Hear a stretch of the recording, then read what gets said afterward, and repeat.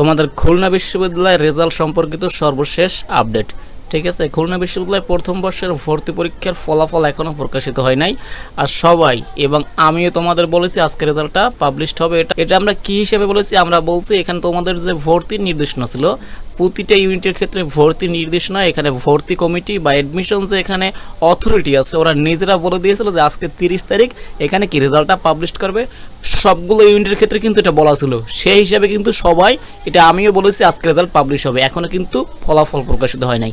আচ্ছা, বিশ্ববিদ্যালয়ের মাননীয় উপাচার্য ফলাফল পুনরায় যাচাই করছেন, নতুন করে একবার যাচাই করছে, আবার তিনি যাচাই করতেছে। এই কারণে হচ্ছে কি আজ 30 এপ্রিল রাত 12টার মধ্যেই ফলাফল প্রকাশ করা হবে। ভর্তি ইচ্ছুক শিক্ষার্থীরা বিশ্ববিদ্যালয়ের ওয়েবসাইটে নিজেদের প্রোফাইলে লগ ইন করে ফলাফল দেখতে পারবে। এবং তোমরা ফলাফল কিভাবে দেখতে পাবে, এবং আমি ইতিমধ্যে সেরকম একটা ভিডিও মেক করছি, তোমরা চাইলে সেটা দেখে আসতে পারো, এখানে লিঙ্ক ডেসক্রিপশন বক্সে দেওয়া থাকবে। তো এটাই আপডেট এখনও সবাই বলতেছে। এবং এই যে প্রফেসর ডক্টর আলমগীর হোসেন, পরিচালক আইসিটি সেল, তিনি কিন্তু এই বিষয়টা জানিয়েছে। আমিও বলতেছি যে আজকে তোমাদের ফলাফলটা প্রকাশ হবে, রাত 12টার মধ্যে হবে অথবা রাত 12টার পর হবে। ইনশাল্লাহ তোমাদের ওয়েবসাইট থেকে তোমরা ফলাফলটা দেখতে পাবে তোমাদের যে ব্যক্তিগত ইনফরমেশন বা লগ ইন ইনফরমেশন দিয়ে। এটাই হচ্ছে আপডেট। Thank you all.